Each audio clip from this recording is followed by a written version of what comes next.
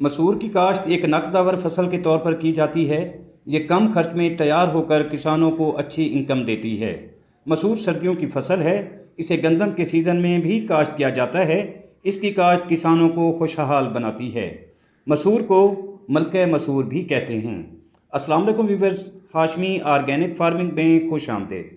कैसे हैं दोस्तों? मैं अपने किसान को खुशहाल देखना चाहता हूँ।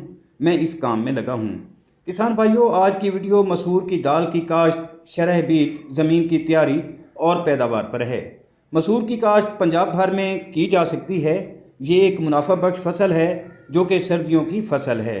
पंजाब में काश्त के लिए मसूर की सिफारिश करदा इकसाम में मसूर 2006, मसूर नजाब, मसूर 2009 पंजाब, मसूर 93 नजाब, मसूर 2019 और पंजाब मसूर शामिल हैं।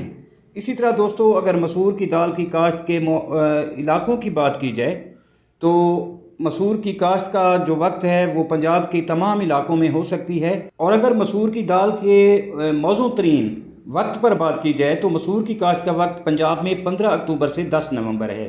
और किसान भाइयों, मसूर की काश्त के लिए शरह बीज की बात करें तो मसूर की 1 एकड़ काश्त के लिए 10 से 12 किलोग्राम बीज दरकार होता है।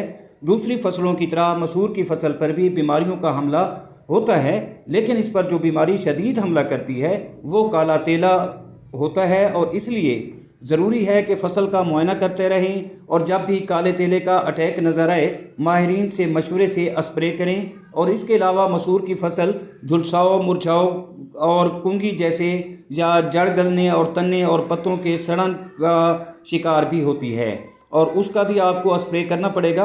और दोस्तों, एक बात याद रहे कि जो इलाके सैलाब से मुतासर हैं उनमें अगर मसूर की काश्त की जाए तो उससे आप पैदावार डबल ले सकते हैं, क्योंकि ऐसी ज़मीनों में वाफिर मिकदार में पोटाश, फास्फोरस और बाकी जो मिनरल्स होते हैं उनकी मिकदार बढ़ जाती है कि दरिया के पानी आने से। तो बहरहाल दोस्तों, फसल का मुआयना करते रहें और जैसे भी आपको कोई बीमारी नज़र आए तो उसका स्प्रे ज़रूर करें। तो भाइयों, अगर मसूर की काश्त और बिजाई के तरीक़ों पर बात करें तो मसूर की काश्त मुख्तलिफ़ तरीक़ों से की जाती है, जिनमें rabi drill, single row cotton drill और ऑटोमेटिक बेड प्लांटर के ज़रिए भी इसकी काश्त की जाती है। पौधों का दरमियानी फासला 4 सेंटीमीटर और कतारों का दरमियानी जो फासला होता है वो 30 सेंटीमीटर रखा जाता है। और किसान भाइयों, अगर इसकी काश्त के लिए ज़मीनों की बात करें तो मसूर की काश्त अच्छे नकास वाली ज़रखेज़ और मेरा ज़मीन में की जाती है और इसके लिए ये ज़मीनें बेहतरीन होती हैं।